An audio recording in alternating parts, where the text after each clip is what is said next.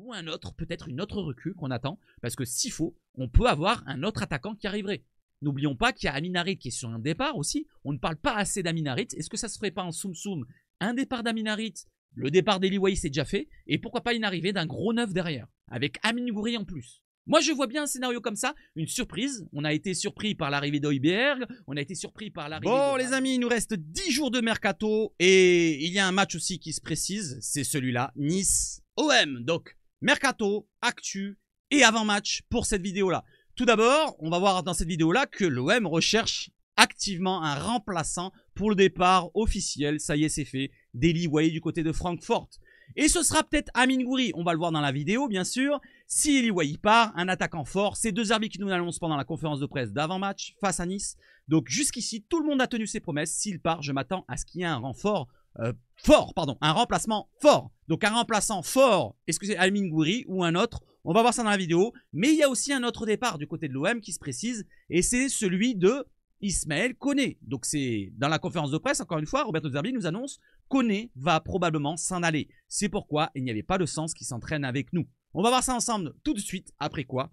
Après l'introduction.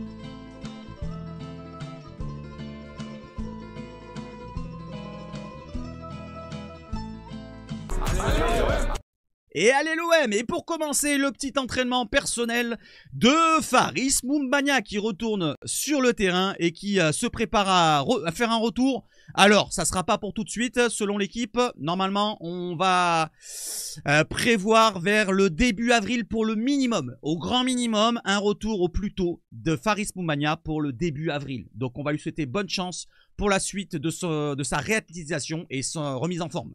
Allez, bonne chance à toi Faris. Allez, on enchaîne les amis avec le départ de Emran Soglo. On le sait, il est parti du côté de Chicago Fire et l'OM récupère 300 000 €, ce qui pourrait permettre de payer un salaire. Voilà, on enchaîne les amis avec le départ d'Eli Wahi, officiel, annoncé par l'OM. Bonne continuation à toi Eli Wahi. L'attaquant s'engage avec la traque forte. La précision de son départ, ça a été précisé par Roberto De Zerbi lui-même pendant la conférence de presse. Il nous dit quoi? Un remplaçant pour Eli Wahi? On l'a vu tout à l'heure ce message-là, on enchaîne derrière. Si Wahi s'en va, un joueur fort arrivera. C'est difficile en hiver, mais je m'attends à un fort remplaçant. C'est un autre joueur auquel je suis très lié. Il a mis ça en lien avec Ismaël Koné, auquel il est très lié aussi. On arrive à un certain point où il faut prendre des décisions avec courage. Wahi sait pourquoi ces dernières semaines se sont passées comme ça. Il est fort, je ne change pas d'avis. Il m'a envoyé un très long message ce matin. On travaille, on doit prendre des décisions, faire des choix. Donc ce qui veut dire, les joueurs, peu importe le recrutement qu'on fait dessus, si c'est même 25, 30 millions, 50 millions d'investissement dessus, s'ils ne conviennent pas mentalement, caractériellement, dans l'engagement, s'ils ne montrent pas ce qu'il faut sur le terrain, eh ben ils sont dégagés très rapidement. Ça fait que 6 mois qu'il est là, le Wahi. Il a marqué 3 buts en 11, 12 ou 13 matchs. Il ne convainc pas statistiquement, il ne convainc pas même dans le jeu même. Donc autant s'en séparer rapidement. Et c'est ce qu'on veut faire désormais à l'OM. On veut être vraiment exigeant pour l'OM, comme dans les très grands clubs. Je trouve ça très bien. Après, il faut très bien le faire parce que si on se trompe pour son remplaçant, ça va porter préjudice au bout d'un moment. Allez, on enchaîne justement avec son remplaçant qui sera peut-être Amine Gouiri. Mais avant d'aller voir Amine Gouiri, on va voir le message de départ. Reconnaissant d'avoir pu faire partie de ce projet, nous dit Eli Wahi sur Instagram. J'ai apprécié chaque moment, les bons comme les moins bons, comme le match face à Reims par exemple. Merci pour tout et merci pour tout, monsieur Wahi. Allez, bonne chance à toi. Pour Ismaël Koné, le départ de Koné, c'est un choix du club, nous dit Roberto De Zerbi. On a voulu ce joueur. Il est très fort, c'est un bon garçon, donc il ne parle pas de ses qualités, comme Eli Wahi, hein. Il est très fort aussi, mais c'est juste dans le mental, dans l'envie. Si tu n'as pas envie, tu n'as pas le caractère pour t'imposer à l'OM, c'est différent. Le contexte marseillais, je l'ai déjà dit, c'est complètement différent. Mais on connaît nos objectifs, on sait quelle équipe on veut, j'ai en tête ce que je veux. Au cours des derniers mois, il ne m'a pas montré qu'il était en mesure de faire partie de ce projet. Il a beaucoup de concurrence. On construit une équipe toujours plus forte et il faut montrer sa valeur. Il ne l'a pas montré, donc exit Ismaël Koné et on passe directement pour le remplaçant d'Eli Wahi peut-être. Donc du côté de l'after RMC, Daniel Riolo nous a annoncé que ça devrait se faire pour Amine Gouiri du côté de l'OM. Maintenant, voyons les informations. Discussion en cours entre l'OM et Rennes pour Amine Gouiri. Ismaël Koné plaît aux dirigeants bretons. Donc d'un côté, c'est pour ça que je l'ai mis en lien au début de la vidéo, Ismaël Koné plaît à Rennes et Gouiri plaît à l'OM. Donc pourquoi pas faire un échange? L'OM donc a proposé deux prêts. D'un côté, nous on prête Ismaël Koné à Rennes et Rennes nous prête Amine Gouiri. Par contre, il y a une difficulté sur un prêt de Rennes. On va voir ça tout à l'heure. Rennes a refusé. Donc au moins c'est réglé. Les discussions vont se poursuivre pour trouver un accord selon l'équipe. Du côté de la Provence, il nous précise que ce n'est pas forcément un échange entre Koné et Gouiri. Vous allez voir, les dirigeants olympiens songent à inclure un ou plusieurs joueurs sur lesquels ils ne comptent plus dans la balance. Donc je vous ai mis la liste. Il y a Meïté, qui est visé par Rennes dernièrement, on en a entendu parler. Même cet été, il voulait Rennes. Brassier, il vous en voulait il n'y a pas si longtemps que ça. Ou Mbemba, il l'avait visé aussi pendant un moment. Donc pourquoi pas faire un échange, un des trois, voire même avec Koné, 2 joueurs à la place de Koné. Pourquoi pas? On fait un arrangement parce que pour un prêt sec, ça va être compliqué. Ou pour un prêt de Rennes, ça va être compliqué parce que Rennes a dépassé son quota, selon Brian, le petit journaliste qui nous dit Amine Gouiri ne peut pas partir en prêt de Rennes. Rennes a atteint sa limite de joueurs prêtés cette saison. Santa Maria, Jaouab, Do Marcelino, Jacquet, Bamba, Omari et Salah. Et il en oublie même 2 autres comme Théat et l'autre Gronbeck, je crois, si je ne me trompe pas. Voilà, 9 joueurs prêtés. Alors ça me semble bizarre parce que normalement le max c'est 7 joueurs. Mais on va rester sur les 7 joueurs déjà prêtés. Ça fait déjà trop. C'est la limite atteinte. Si il doit partir de Rennes, il faudra donc un transfert sec ou casser le prêt d'un de ses joueurs pour qu'il quitte le club. Donc voilà où on en est. Mais je pense qu'il y a toujours une possibilité de faire un arrangement. On sait très bien dans le football actuel que s'il y a une possibilité de faire partir un joueur, il trouve un moyen. Donc du côté du joueur maintenant, on va voir son profil. Mais avant de partir sur son profil, il y a aussi un joueur qui peut être en lien à tout ce micmac entre Rennes, l'OM et un autre club qui est intéressé par un joueur de Rennes. Alors c'est pas Amine Gouiri, mais un défenseur. Du côté de Fabrizio Romano, il nous dit que le Bayer Leverkusen a contacté Michael Faye, le joueur de Rennes, défenseur central de Rennes, pour jouer du côté de Leverkusen. Alors pourquoi pas un départ de Faye à Leverkusen? Derrière, Rennes cherche absolument un défenseur et on leur met dans le petit arrangement, le petit deal avec Gouiri, soit un Meïté, soit un Brassier, soit un Mbemba. On a 3 défenseurs à leur donner. Si vous voulez un défenseur, vous avez les choix. Un gaucher, un droitier et un qui ne joue plus du tout.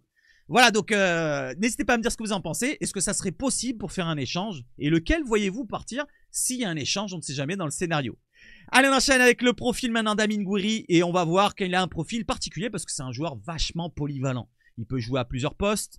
Alors pour ma part, c'est pas un très grand attaquant, mais c'est un très bon attaquant. Voilà, il n'y a rien à dire sur son talent. Il a de la qualité. Il est assez irrégulier. D'ailleurs, cette saison, c'est une saison moindre. Alors par rapport à un souci aussi qu'il a à son genou depuis l'année dernière, on va voir ça ensemble.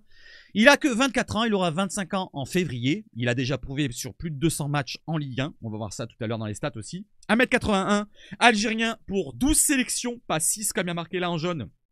12 sélections, pardon, 5 buts. Ils ont oublié les buts de qualification pour la CAN. Le Stade Rennais, 2027 son contrat, donc il lui reste encore 2 ans et demi de contrat. Valeur Transfermarkt 20 millions d'euros, ce n'est pas rien. Et on descend maintenant pour le reste des petites stats. Donc il est droitier, il est presque ambidextre. Il a une qualité technique au-dessus de la moyenne. C'est un joueur très élégant à voir jouer. Il peut jouer même presque numéro 10. Voilà, c'est un joueur qui est vachement polyvalent comme vous pouvez le voir. Il peut jouer avant-centre, ailier gauche et meneur de jeu, voire deuxième attaquant. Donc c'est vraiment un joueur polyvalent. Il peut même jouer à droite. On va le voir tout à l'heure sur sa fiche. 20 millions de valeur Transfermarkt. Il a été recruté quand même il y a 2 ans, voire 3 ans pratiquement, pour 28 millions d'euros de Nice à Rennes. Il avait fait des excellentes saisons à Nice par le passé. Cette saison, c'est quand même assez compliqué. 19 matchs, 2 buts, 2 passes D en 1000 minutes à peine. Donc on va dire que c'est pas rédhibitoire pour moi pour des stats comme ça. Voilà pourquoi il a des soucis, selon lui. Il a répondu donc du côté de la conférence de presse d'avant-match Rennes-Monaco ou Monaco-Rennes qui y aura ce week-end. Son état de forme, il nous parle de son état de forme. La situation n'est pas facile en ce moment, mais physiquement, je reviens petit à petit, après mon problème au genou. Et j'ai marqué la date, ça date de l'année dernière, janvier 2024. Je travaille tous les jours à l'entraînement pour revenir au top. Statistiquement, c'est moins bon que ce que j'ai connu auparavant. Je suis conscient et je travaille. Après, il est déçu de lui-même. Je sais qu'il y a beaucoup d'attentes auprès de moi. J'ai de la qualité ici et là. Et je vais le prouver maintenant, à partir de maintenant, jusqu'à la fin de saison. Alors peut-être que ça ne sera pas à Rennes, mais à Marseille. Après, il ne parle pas de Marseille. On n'a pas parlé de... On ne sait jamais. Peut-être que ça parlait de transfert. C'est pour ça que j'ai regardé la conférence de presse. Pour ses stats au total, vous les avez là. Donc il a joué, comme je vous l'ai dit, plus de 200 matchs. 249, ça compte aussi la Youth League, la National 2 ici et là. Donc j'ai enlevé tout ce qui concernait pas les matchs pro. Donc ça fait environ 200 matchs pour au moins 60-70 buts pour Amine Gouiri. C'est pas un grand buteur, mais quand il est en forme, il peut faire des éclats. Et on va le voir tout à l'heure dans une vidéo contre les Puputiens. Donc vous voyez tous les postes qu'il a joué à droite, ici, ou plutôt à ma gauche, ici. Donc avant-centre, il a joué 112 matchs dans sa carrière pour 43 buts, 23 passes décisives. C'est quand même assez prolifique. Hein. Un match sur 2, il a une stat, que ce soit par la passe ou par le but. Pour l'ailier gauche, il a joué 61 matchs, 20 buts, 9 passes D. C'est à peu près le même ratio. Donc voilà plus ou moins où il va être plus prolifique. Mais il peut aussi jouer ailier droit, il peut aussi jouer deuxième attaquant, il peut aussi dépanner en milieu offensif, il peut jouer milieu droit selon les stats qu'on voit là. Après, regardez là, il n'y a qu'un match, là il y a 4 matchs, 6 matchs, 8 matchs, mais c'est un joueur polyvalent. Il a un profil assez particulier, technique, vif et ce qu'on attend de l'OM pour un attaquant de ce domaine-là. Parce que regardez bien, sa qualité technique, elle parle d'elle-même. Alors je vous montre vite fait avec cette vidéo-là, c'était de cette année il me semble, contre les Puputiens. Regardez les buts. Il arrive, vous avez vu la flash, c'est le joueur Amine Gouiri. Allez hop, il va recevoir la passe, il va se retourner. Hop, accélération entre 2-3 joueurs. Il accélère encore. Hop, hop, le grand pont sur Danilo. C'était l'année dernière alors. Et hop, le petit extérieur pleine lucarne contre les Puputiens. Ça fait du bien. Et on espère avoir des joueurs de cette classe qui soient réguliers. Alors, s'il n'est pas régulier, c'est problématique. Mais cela dit, pour une solution supplémentaire cette année, je ne dis pas non. À voir ce que ça va comporter. Si c'est un gros transfert, ça me posera problème. Si c'est un petit transfert, pourquoi pas, ou un arrangement avec des joueurs qui ne nous convainc pas, je ne dis pas non. On enchaîne derrière avec le profil d'Amine Gouiri. Comme je vous l'ai dit, c'est à la fois un buteur, un créateur, capable d'évoluer en pointe à la place d'un Neil Maupay, ou un cran en retrait pour faire souffler Adrien Rabiot ou Mason Greenwood, qui plaît à l'OM malgré son rendement insuffisant cette saison. Alors ça pourrait nous donner quoi en termes de profil sur le terrain? Si on voit un petit peu les compositions d'équipe que ça pourrait nous donner, je vais vous les montrer tout de suite. Ça pourrait nous donner ceci. On pourrait avoir un Amine Gouiri en pointe pour remplacer Maupay s'il ne convainc pas, ou un Robinho Vaz s'il ne convainc pas aussi, même s'il est jeune, il sera en troisième solution. Donc voilà ce que ça pourrait donner, avec bien sûr le retour de Kondogbia, bien sûr Luis Felipe qui sera en forme, parce qu'on voit que pour l'instant il est plutôt en remise en forme. Donc voilà ce que ça pourrait nous donner au max de nos capacités, avec Amine Gouiri qui serait titulaire à la place de Maupay, actuellement. Je ne sais pas ce que vous en pensez, n'hésitez pas à me dire si vous préférez cette compo-là, ou la compo que je vais vous montrer derrière, si on met Amine Gouiri un cran plus bas, voilà, avec Maupay devant, voilà, ou un autre. Vaz, ça me paraît encore faible pour être titulaire, ou un autre, peut-être une autre recrue qu'on attend, parce que s'il faut, on peut avoir un autre attaquant qui arriverait. N'oublions pas qu'il y a Amin Harit qui est sur un départ aussi, on ne parle pas assez d'Amin Harit, est-ce que ça se ferait pas en soum-soum un départ d'Amin Harit? Le départ d'Eli Wahi c'est déjà fait, et pourquoi pas une arrivée d'un gros neuf derrière, avec Amine Gouiri en plus. Moi, je vois bien un scénario comme ça, une surprise. On a été surpris par l'arrivée d'Højbjerg, on a été surpris par l'arrivée de Rabiot, même si ça en parlait un petit peu avant quand même. Non, on a été surpris par pas mal de recrues dernièrement. Alors pourquoi pas l'arrivée d'un autre attaquant, en plus d'Amine Gouiri. Un autre attaquant de poids. Et c'est ce que j'attends moi personnellement. Si on me dit qu'il n'y a que Amine Gouiri qui arrive et qu'on investit 25 millions dessus, ah je dis non, faut pas déconner. 20 millions, faut pas déconner quand même, parce que c'est un joueur qui est en méforme actuellement. Il faut profiter de cette opportunité. Si on peut le recruter, ça nous ferait une solution supplémentaire. C'est un joueur polyvalent, je ne dis pas non, ça d'accord. Mais il faut pas balancer tout l'argent qu'on a investi sur Wahi, sur Gouiri maintenant. Voilà, c'est ce que je veux dire. Après, il y a un arrangement sur les prêts, les si là, si on veut échanger des joueurs, pourquoi pas. Maintenant, la solution que je vous donne, le scénario que je vous donne, c'est celui-ci, avec Gouiri qui arriverait et un autre attaquant qui arriverait. Peut-être cet hiver ou alors l'été prochain, si on n'a pas le temps d'investir sur un autre attaquant. Je pense qu'on a largement le temps et on aura largement les armes plutôt avec un Amine Gouiri supplémentaire de finir la saison. N'oublions pas qu'on n'a que la Ligue 1 avec un match par semaine. Donc je pense qu'avec la solution Maupay, Gouiri devant, qui peut jouer devant, hein. Tout le monde dit non, il ne peut pas jouer devant tout seul. Il peut jouer, c'est un joueur qui bouge beaucoup, assez mobile, on va le voir dans les stats justement derrière. Regardez, je vous le montre maintenant. Les statistiques. Vous voyez Amine Gouiri en vert. Les stats qui sont à passe rec en bas, vous le voyez, c'est le nombre de passes reçues, voilà, par Amine Gouiri. Donc il se propose beaucoup. Et à gauche, c'est les passes dans la surface. Donc c'est un joueur qui se propose beaucoup et qui se propose beaucoup aussi dans la surface. Point de vue attaque-action. Action, c'est les actions, l'implication dans les actions offensives de l'OM. Si on regarde bien maintenant Maupay, malheureusement, il manque dans cette stat-là. Pourquoi? Parce qu'il manque de vitesse. Quand il va recaler dans le jeu, j'ai l'impression que Maupay manque de vitesse et il n'est pas à la réception des ballons. C'est pour ça que j'arrête pas de vous le dire, Maupay en ce moment, on ne le voit pas beaucoup à la réception des ballons. On ne le voit pas beaucoup tenter ses frappes. Parce que finalement, Maupay, si on regarde une stat précise sur Maupay, c'est ça. Neil Maupay n'a pas effectué le moindre tir sur les 3 derniers matchs. C'est quand même une stat qui parle. Et ça, on le retrouve depuis le début de saison qu'il est là, Maupay. Il tire pas beaucoup. D'ailleurs, il n'a pas beaucoup de stats. Il a que 2-3 buts cette saison. Donc, il nous faut un attaquant qui soit aussi à la réception des ballons. Et Amine Gouiri aurait peut-être cette qualité. Il va se proposer. Certes, il n'aura pas le même ratio qu'un autre attaquant de pointe qui marque beaucoup de buts, parce qu'il n'est pas en confiance cette année, mais il peut le faire. Il a déjà fait avec Nice, donc pourquoi pas avec l'OM? Moi, je dis que c'est une bonne solution pour l'instant, voire attendre cet été et prendre du lourd derrière. Je parle pour la Ligue des Champions, parce que si on part avec la Ligue des Champions en pointe, avec Amine Gouiri, qui sera notre top 9, je sais pas si ça suffira. Voilà ce que je veux dire. Donc voilà un petit peu le profil d'Amine Gouiri, un joueur qui est vachement mobile. Dans le jeu aérien, c'est comme les autres, à peu près équivalent à Eli Wahi. Donc c'est pas un joueur très bon de la tête, voilà. Mais dans le reste, dans le mouvement, voilà, dans l'implication dans le jeu, c'est ce que réclame De Zerbi. Il va être peut-être ce joueur-là qu'il nous faut, peut-être pour prendre aussi la profondeur. Il peut le faire aussi. Par contre, dans les expected goals et les expected assists, c'est pas vraiment sa panacée. Voilà donc pour Monsieur Gouiri. Allez, et c'était cette saison, hein, parce que si on regarde les saisons précédentes, les stats, elles étaient différentes. Il a marqué beaucoup de buts, comme je vous l'ai dit, à Nice. Donc les stats, elles auraient été tout autres. Il aurait été dans les expected goals beaucoup plus haut. Expected assists, je ne sais pas à cette époque-là, mais il aurait été beaucoup plus haut dans le terme de expected goals, parce qu'il avait marqué beaucoup de buts. Voilà pour les stats d'Amine Gouiri. Pour le profil, on a vu. Maintenant, on va voir un petit peu avec la suite. Donc les copos, on a vu. Et on va voir la suite. Le deuxième attaquant qu'on visait, c'est Bryan Brobé. Donc selon Fabrizio Romano, Tottenham ne devrait pas donner suite parce qu'ils étaient intéressés, le club de Tottenham. Maintenant, c'est West Ham qui reste en contact pour conclure un accord avec l'Ajax pour le recrutement de Bryan Brobé. Donc on en parle vu que c'est une piste olympienne pour on ne sait jamais. On ne sait jamais si c'était en soum-soum. Voilà, au moins vous le savez, ça devrait pas se faire pour l'OM. Donc pour Amine Gouiri, n'hésitez pas à me dire si c'est un bon choix ou pas de tout ce que je viens de vous dire. Et on enchaîne derrière parce que sinon on va enchaîner et ça va durer très longtemps. L'OM veut instaurer une exigence intraitable dans le mental, le comportement et la combativité, c'est ce que je vous dis tout à l'heure. Après les critiques de la saison passée et certains joueurs, l'OM a décidé de ne pas prendre de temps et préfère acter vite des échecs plutôt que de laisser traîner les choses et de perdre de l'argent. Et oui, financièrement, ça pose problème. Comme ils nous disent là, l'OM assume cette politique et ce management. Les décisions peuvent paraître brutales, mais elles permettent aussi de s'y retrouver financièrement. On ne perd pas d'argent sur les salaires qu'on donne à des joueurs qui ne convainquent plus. Comme Amine Harit, s'il ne convainc pas, on lui donne quand même plus de 300 000, il faut le laisser partir. Comme Chancel Mbemba, on paye plus de 300 000 quand même tous les mois, pour rien. Il faut le faire partir, comme les autres joueurs par le passé, je ne parle pas des Strootman ici là, mais vous voyez un petit peu, les accidents industriels, je crois que c'est comme ça qu'on dit, qui ont été importants pour l'OM, ça pêche. Et d'éviter que la situation pourrisse en interne, avec des joueurs qui n'auraient pas l'attitude adéquate pour s'imposer à l'OM. On veut que des joueurs qui s'imposent à l'OM.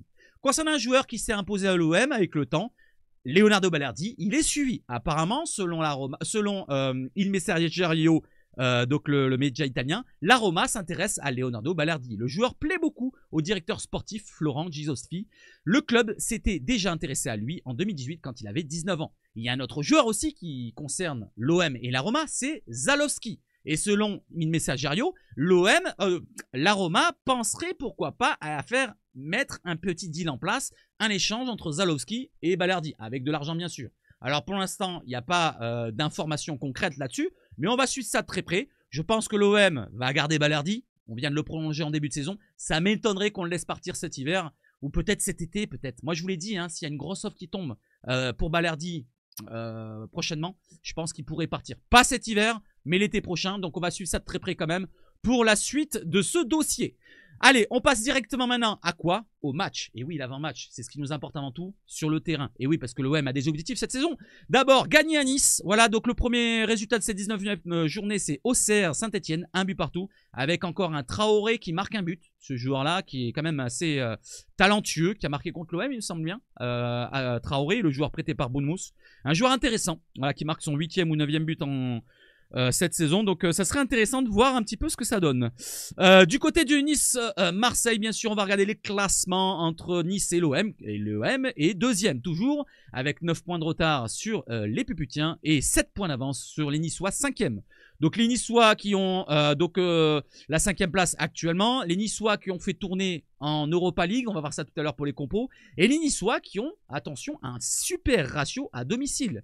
Les Niçois à domicile, d'ailleurs on va le voir ici, n'ont pas perdu une seule fois en 8 rencontres, 5 victoires, 3 matchs nuls pour les matchs à domicile pour les Niçois. Ils ont le deuxième meilleur ratio en termes de différence de but. C'est une équipe qui marque énormément de buts cette saison. La troisième attaque du championnat, pardon. La deuxième c'est l'OM. Donc attention aux Niçois, en confiance dans leur petit stade de l'Alliance Riviera si je ne me trompe pas. Donc attention à Nice. Certes, nous on est fort à l'extérieur, n'oublions pas qu'on est la meilleure équipe à l'extérieur, comme vous voyez ici, avec 8 victoires et 1 défaite. Mais attention, attention, comme il a dit De Zerbi, Nice, Strasbourg, ça pourrait se ressembler. La qualité, de la jeunesse, la vitesse, et ça pourrait nous porter préjudice. Allez, on enchaîne avec les absences et les présences de cette rencontre. Selon Karim Atable, Kondogbia poursuit sa réathlétisation de terrain. Il ne sera pas là normalement. Alexis Koum ne sera pas là non plus. Amin Harit ne sera pas là, en instance de départ à mon avis. Meïté ne sera pas là, malade, gastro, je pense aussi, peut-être instant de départ. Et Ismaël Koné, on vient d'en parler, instance de départ. Du côté les retours, pardon. Du côté des retours, Rongier et Murillo seront là dimanche, nous dit De Zerbi dans la conférence de presse. Ça fait plaisir. Rongier, on en a assez parlé. Ce métronome, ce régulateur du terrain, à chaque fois qu'il est titulaire, pratiquement, l'OM ne perd pas cette saison. Voilà, mis à part ces matchs un petit peu dégueulasses en termes de latéral droit, il a été bon dans le cœur du jeu. Et je l'avais dit en début de saison, quand on l'avait mis en latéral droit, ça ne convenait pas. Face à Lyon, face à Nice, il a été dégueulasse. Et quand il avait été remis dans le cœur du jeu, dans la deuxième mi-temps, face à Lyon, on avait vu un bon Rongier. Ils ont été stoppés parce qu'on a 3 matchs en une semaine. On n'a pas eu autant de blessures musculaires que ça. Beaucoup de joueurs ont des préparateurs physiques, nous dit Roberto De Zerbi. Donc, un retour pour Murillo, un retour pour Rongier, bonne nouvelle. Par contre, il y a un joueur qui ne sera pas encore prêt, selon De Zerbi, pendant la conférence de presse. Il nous a parlé de Luis Felipe Ramos, le défenseur recruté. Il a de l'expérience, il a connu Inzaghi, Sarri, il a des qualités défensives, il est très intelligent, j'aime son attitude positive. On verra quand il sera prêt, on compte sur lui. Et après, il nous parle de l'attaquant, c'est pas intéressant. Donc, pour la compo, ça pourrait nous donner quoi? Pour l'OM, ça pourrait nous donner celle-ci pour Nice-OM. Donc, avec Rouli au gardien, avec Murillo, le retour de Murillo, ça fera plaisir aussi. Voilà, parce qu'avec Brassier, Cornelius à droite, ça me convenait pas, moi, personnellement. Donc, on va retrouver maintenant Cornelius à gauche, avec l'absence de Kondogbia. Balardi en défense centrale en termes de patron et capitaine. Devant la défense, Højbjerg, Rongier, le retour de Rongier, ça fait plaisir. Henrique à droite, Merlin, je pense, à gauche, vu la prestation de Garcia sur la première mi-temps. Face à Strasbourg, c'était pas terrible, donc on va revenir avec Merlin titulaire. Greenwood, Rabiot, ça ne bouge pas. Et devant, pour l'instant, Nil Mopé. Pour l'instant, on ne sait jamais. Peut-être Robinho Vaz, peut-être une petite surprise. N'hésitez pas à me dire s'il y aura une surprise et laquelle sera la surprise. Est-ce que ça sera Garcia à la place de Merlin, par exemple? Cornelius remplacé par Brassier, ça m'étonnerait. Il est sur le départ Brassier. Je pense pas voir une surprise autre que ça. Je ne vois pas Koné être titulaire puisqu'il est même pas à l'entraînement, il sera pas là. Nadir, ça m'étonnerait. Nadir, il aime beaucoup. De Zerbi nous en a parlé pendant la conférence presse, mais je le vois pas titulaire. Donc ça sera celle-ci comme compo. À mon avis, on n'est pas loin. On enchaîne maintenant avec Nadir justement. Il nous en a parlé pendant la conférence de presse. Je viens de dire, j'aime tout de Nadir, j'aime son attitude. Tout ce que je mets en jaune, c'est important. Attitude, personnalité. Le ballon ne lui brûle pas les pieds, pardon. Il a envie, voilà, il a envie très importante de progresser. Et ça, c'est une petite balle gratuite pour Ismaël Koné, j'ai l'impression. Voilà, il était dans le même poste pratiquement. Voilà, même profil, on va dire presque. Eh ben, il a pris sa place finalement dans le groupe. Et il a pris sa place même dans l'effectif au total. Parce que Koné vient d'arriver, on avait beaucoup d'attentes de lui. On attendait beaucoup de voir son potentiel. Eh ben, il n'a pas montré. Eh ben, malheureusement, Koné part et Nadir revient de blessure et il prouve directement. Il ressemble à Rabiot, il aime s'insérer dans les lignes pour remplacer Rongier. Il faut savoir aider ses coéquipiers. Il fait des choses très intéressantes, nous dit Roberto De Zerbi. Donc ce qui veut dire pour Rongier, c'est pas encore son profil, donc il n'a pas vraiment le rayonnement d'un Rongier dans le cœur du jeu. Voilà, Rongier est énorme, il est infatigable, il a 3 poumons. Et Rongier, il aurait peut-être fait le pressing face à Strasbourg qu'il n'a pas fait, malheureusement, Bilal Nadir. Mais on va pas lui en vouloir, il est jeune, il apprend. Voilà, il a que une dizaine de matchs en pro avec l'OM pour l'instant, même pas. Je sais même pas s'il a dépassé les 10 matchs. Donc on va lui souhaiter bon courage pour la suite de sa carrière à l'OM et en espérant qu'il nous fasse une grosse carrière. Allez, on enchaîne avec Rouli qui nous dit quoi? Dommage que nos supporters ne soient pas là. Et oui, les supporters interdits de déplacement. J'en avais parlé dans les vidéos précédentes.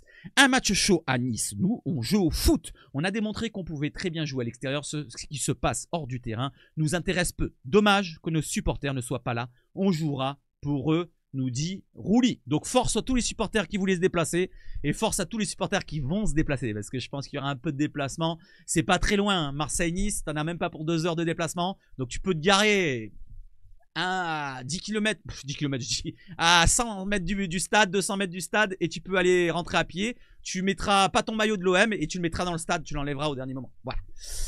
Faites attention quand même. Allez, on enchaîne avec la réponse de De Zerbi concernant quoi? Concernant le match. Nice a fait tourner hier, comme je vous l'ai dit tout à l'heure, et on va voir la compo que ça pourrait donner pour Nice.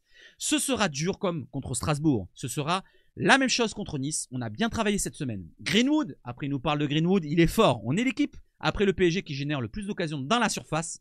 Et il nous manque malheureusement cet attaquant. Comme je parlais de Mopé, Ça, c'est un domaine qui fâche. Il nous faut un attaquant qui soit présent dans la surface.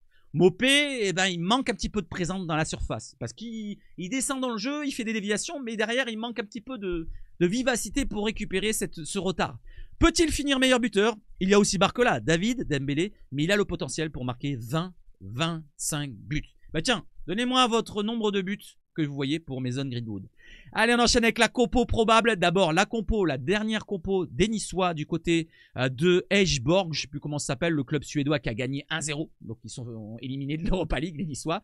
Donc, vous voyez que c'est vraiment tous les remplaçants qui ont été titulaires, à part peut-être Abdelmomen qui est souvent titulaire. Voire Melvin Barr, même si en ce moment il est remplaçant. Sofiane Diop, il est titulaire habituellement, mais là il va être suspendu face à l'OM. Et Mohamed Ali Chaud, bah, il n'y avait pas d'autre solution peut-être. Voilà les joueurs concernés peut-être pour le match face à l'OM, parce que ça pourrait nous donner 7 compos. Voilà, selon donc l'équipe et selon aussi Nice matin, ils nous mettent cette compos là en place. Donc vous avez un 3-4-3, voilà, donc en place, ou 3-4-2-1, si on peut le mettre dans ce sens-là aussi. Bulka au gardien, Abdelmomen, Endel Chimier, je sais pas si je le dis bien, mais en tout cas je l'ai dit. Dante pour la défense, le joueur de 41, je crois. Abdi à gauche en termes de piston, Jonathan Klaus, l'ancien Marseillais, Boudaoui, Ndombele, Chaud, Mohamed Ali Chaud, Evan Guessant et Laborde pour l'attaque niçoise. Donc voilà des joueurs, attention à Evan Guessant en pleine bourre cette saison, attention à Laborde qui réussit une belle saison aussi, attention à la qualité au milieu de terrain d'un Ndombele qui peut faire parfois des excellents matchs, et attention au jeu de tête d'un Dante, d'un Endel Chimier, attention à tous les joueurs qui vont vite, que ce soit Mohamed Ali Chaud, que ce soit Jonathan Klaus sur ses passes décisives. Voilà, attention à beaucoup de joueurs du côté de Nice. Voilà, une équipe, comme je vous l'ai dit, prolifique cette saison en Ligue 1 et qui peut nous poser souci, surtout dans leur stade où ils sont invaincus. Invaincus en 8 matchs. Attention aux Niçois. Du côté d'une autre compo, si on peut la mettre en 4-2-3-1, vous l'avez ici avec peut-être un système différent. Bulka au gardien, ça change pas. Klaus à droite dans une défense à 4. Youssouf Ndeye Chimier à côté de Dante. Abdi à gauche. Donc exit Abdelmomen. Pour Ndombele, Boudaoui devant la défense. Bouanani qui remplacerait donc Sofiane Diop si on joue dans ce système-là. Evan Guessant à gauche. Ali Chaud à droite. Et Gaëtan Laborde devant pour la compo en 4-2-3-1. Donc une des deux compos qu'on pourrait voir contre l'OM. Laquelle vous fait le plus peur? Est-ce que c'est cette compo-là ou la compo d'avant? N'hésitez pas à me dire la compo en 4-2-3-1 ou la compo en 3-4-2-1 pour les Niçois. On enchaîne avec quoi? On enchaîne avec le petit arbitrage. Alors, le dossier arbitrage sur le penalty de Rowe contre Strasbourg. La direction de l'arbitrage, donc la DA comme on l'appelle, a conforté Bastien de Chépi, l'arbitre du match OM Strasbourg, lors de l'action litigieuse sur Jonathan Rowe lors du OM Strasbourg. On le voit, il est poussé dans le dos, il y avait faute à 100%. L'ADA a envoyé la sonorisation de l'événement où Bastien de Chépi décrit avec précision le geste de Doué sur l'épaule de Rowe, mais l'arbitre estime que l'Olympien amplifie sa chute et qu'il n'y a pas lieu de sanctionner. Donc l'ADA conforte la décision de l'arbitrage. Donc ce qui veut dire, c'est que il conforte les erreurs de l'arbitrage. La direction de l'arbitrage est arrivée à la même conclusion que la VAR. Pas d'erreur manifeste et pas besoin de déjuger monsieur de Chépi. Comme je vous l'ai dit, ce qui pose problème dans l'arbitrage français, c'est ce déjugement. Parce que quand on déjuge un arbitre, on va le sanctionner, on va lui mettre une mauvaise note et on va le descendre dans le rang des niveaux ici et là. Et au bout d'un moment, quand il a de mauvaises notes, il ne pourra plus arbitrer en Ligue 1. Alors peut-être qu'ils n'ont pas envie d'enlever la monnaie de la bouche des arbitres. Peut-être qu'ils se sont mis d'accord en début de saison. Si vous voyez les erreurs, allez, ne déjugez pas trop. Et surtout pour l'OM. Je rajoute encore. Voilà, donc pour la décision de l'arbitrage. Après, il y avait la défense du représentant de l'arbitrage, monsieur Delerue, manager des arbitres professionnels, au manque de cohérence de l'arbitre français par rapport à l'OM qui s'est plaint. Toutes les situations peuvent être similaires sans être identiques. Ce qui veut rien dire. Ce qui amène le même arbitre à ne pas prendre les mêmes décisions d'un match à l'autre, voire pendant le même match. Le vœu de la direction d'arbitrage est de rechercher l'uniformité et la cohérence dans un souci d'uniformité. Même si cela reste complexe vu les lois du jeu et de la sensibilité de chacun. Donc ce qui veut dire, c'est que l'erreur est humaine. En fait, il aurait dû résumer en l'erreur est humaine, l'arbitre est humain, on ne peut pas tout faire juste à 100%. Donc ce qui veut dire, il y a un pourcentage d'erreurs qui arrive tout le temps. Même s'il y a le VAR, et ben derrière, ça ne déjugera pas les arbitres parce que, comme je vous l'ai dit, l'arbitrage est foiré par les notes. Voilà, ça c'est mon avis. Ça. On enchaîne derrière avec trêve de bavardage. La réponse justement sur l'arbitrage de deux arbitres pendant la conférence de presse. Je vous ai mis en jaune ce qui est important, mais je vais tout vous lire comme ça va très rapidement. Nice peut être tranquille. Vous vous en souvenez, Nice avait fait un communiqué pour dire Oh, on espère que les plaintes de l'OM à répétition ne vont pas changer la donne pour l'arbitrage, hein, pour le match Nice-OM. Et l'OM avait répondu, vous inquiétez pas, nous aussi on veut de l'équité. Et ils avaient mis la faute de Rowe avec une autre faute où l'autre il avait pris un rouge et Rowe il n'y a même pas de faute. On se concentre sur nous, nous dit Roberto De Zerbi. Les polémiques? Quelles polémiques? Ce sont des faits, juste des faits. Il y avait faute sur Rowe. Je ne sais pas si on peut parler de polémique. Si vous regardez mes conférences de presse, vous verrez que je me plains peu de fois des arbitres. Ça me semble étrange. Il y avait une faute, un pénalty clair sur Rowe. Il y avait un pénalty aussi évident sur Balerdi. Il parle de la faute dans le corner. Je suis un petit peu entre deux pour cette faute-là. Vous vous en souvenez de ma réponse sur ça? Pour moi, les deux s'accrochent, ça s'annule un petit peu. Pour Rowe, 100% il y a faute. Et peut-être pour Højbjerg, on l'a pas vu ce ralenti. Je ne comprends pas non plus l'exclusion d'Harit face au PSG. J'ai vu Donnarumma avec le visage en sang contre Monaco, la râpe de Gruyère, et il n'y a pas eu rouge, ça me semble pas clair non plus. Je fais aussi des erreurs comme les arbitres. Mais je ne comprends pas certaines choses. Je ne comprends pas pourquoi le président de Lille est descendu 2 fois des tribunes, et c'est Benassia qui a été exclu. Je ne veux pas faire ma victime, on mérite notre 2e place, on ne veut pas de cadeau. Et il aurait dû dire ça. Il aurait dû dire juste ça. Je ne veux pas faire ma victime. Je ne comprends pas l'arbitrage français qui est pour moi bizarre. Voilà, il aurait dû dire ça comme ça. Par contre, point de vue terrain, on est 2e, ils sont 5e, ils sont à 7 points derrière. Nous, on mérite notre 2e place et on va prouver qu'on est les meilleurs, qu'on est meilleurs qu'eux. Tout simplement, il aurait dû dire ça et ça m'aurait convenu. Pardon. Voilà. Pour Benassia et comment s'appelle l'autre là, Létang. Par contre, ils ne doivent pas descendre sur le terrain. Donc Létang, il est fautif en premier. Et Benassia, il aurait dû s'abstenir de descendre. Il aurait dû faire mea culpa, attendre la fin de la rencontre et pourquoi pas aller râler auprès de l'arbitrage. Voilà, il aurait dû faire comme ça. Ça aurait peut-être mieux passé. Après, peut-être qu'il aurait pris quand même carton rouge vu comme ils sont un petit peu bizarres dans leur tête. Allez, on enchaîne avec Monsieur Balerdi. Alors apparemment, selon l'équipe, ils essayent de tirer des bâtons dans les roues, à mon avis. Des doutes subsistent pour Léo Balerdi à porter le brassard de l'OM. Oh, ah bon? Pourtant, il porte depuis le début de saison, ça convient, je trouve. À part le début où ça a été un petit peu difficile pour lui, voilà, un petit peu tendu. Début de saison, il connaît pas ses partenaires, où il a eu une blessure, il est revenu tout petit à petit. Mais depuis qu'on a changé de système, je trouve que ça convient bien. Alors que d'autres joueurs comme Pierre-Emile Højbjerg ou Valentin Rongier incarnent des solutions dans le rôle de capitaine, il n'est pas encore question de bousculer la hiérarchie selon l'équipe. Donc tout ça pour rien. En fait, c'est du vent. C'est juste pour peut-être pour faire chier un petit peu le monde, l'équipe. Là, je pense que cette petite note-là, ça ne sert à rien de la relayer. Je l'ai relayée pour vous le dire, voilà, pour vous le dire, mais ça sert à rien de relayer. Parce que Balerdi, il nous fait quand même quelques bons matchs depuis un certain temps. Mis à part le match contre Strasbourg, on est d'accord. Il a fait un match moyenasse, voire presque dégueulasse par moment. Mais sinon, dans l'ensemble, les matchs qu'on a fait depuis qu'il en est passé à 3 derrière, je trouve qu'il est plutôt convaincant. D'ailleurs, pour le côté convaincant, Leonardo Balerdi est le 6e des 471 joueurs évoluant cette saison à avoir commis le plus d'erreurs avant un tir adverse. Là, c'est pas convaincant du tout, mais quand on voit ce qui a marqué en jaune, on peut ajouter que le jeu de De Zerbi est basé sur des passes courtes, voulant inspirer l'adversaire. On prend beaucoup de risques dans le jeu de De Zerbi. C'est pour ça qu'il y a des erreurs. Voilà, c'est pas le jeu tranquille, on est posé, passe. Non, non, il attend au dernier moment. Vous avez vu qu'il a failli mettre un but contre son camp contre Strasbourg, où il a pris son temps, où l'autre il le compte là, Emega. Et ben c'est pour cela que ça compte en erreur ça. Voulant inspirer l'adversaire, ce qui multiplie les risques d'erreur avant un tir adverse. L'OM est d'ailleurs l'équipe de Ligue 1 qui commet le plus d'erreurs avant un tir adverse, 16 erreurs. Par contre, dans le côté positif, on peut voir que Balerdi est le 1, 2, 3, 4, 5, 6, 7e défenseur dans les duels défensifs à avoir le meilleur ratio. Il a réussi 68 duels gagnés, 72,3%, c'est un très bon ratio, 4,67 duels gagnés tous les matchs. C'est beaucoup quand même, ça fait presque 5 duels gagnés par match pour Leonardo Balerdi, alors qu'il a un jeu quand même assez difficile, où il doit attendre l'adversaire, et son duel est beaucoup plus difficile que d'autres équipes. Voilà, où il n'attend pas comme ça, où le duel est facile à faire, quoi. Regardez bien le taux de réussite en sachant que la moyenne se situe à 69,2%, ce qui a marqué en jaune ici. Notez également qu'ils ne disputent pas tous les mêmes types de duels selon le jeu de l'équipe. Comme je viens de vous le dire, l'OM c'est un jeu différent défensivement. Donc on va dire que pour Balerdi, c'est pas rédhibitoire la mauvaise stat qu'il a eue pour les erreurs. Voilà, le côté duel parle plus pour la qualité de Balerdi.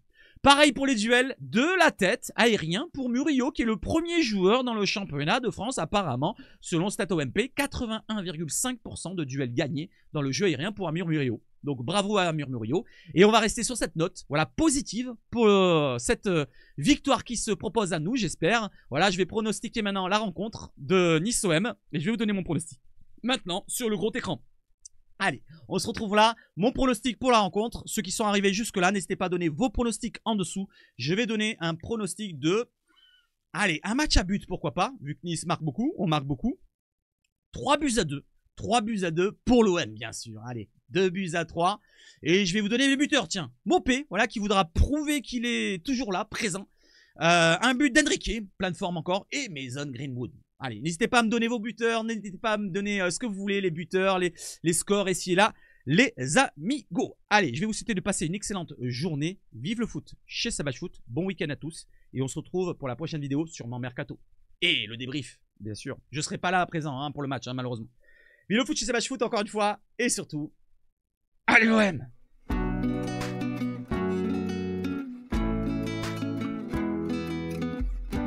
Ciao, ciao!